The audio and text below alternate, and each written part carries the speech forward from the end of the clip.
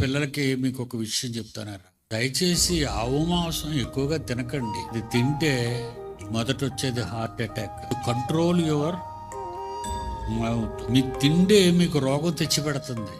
బర్గర్లు, పప్పులు, పిజ్జా ఎక్కడి నుంచి వచ్చేయండి అని, విదేశాల నుంచి దిగుమతి అండి ఇవన్నీ. అంతకుముందు చక్కగా కూరను చారను దీన్ని బాగా ఉండేవి. మీరందరూ కూడా ఇవన్నీ తినేసి మీ లోపల ఉన్న అవయవాలన్నీ ఆర్గాన్స్ అన్నీ పాడైపోతున్నాయండి.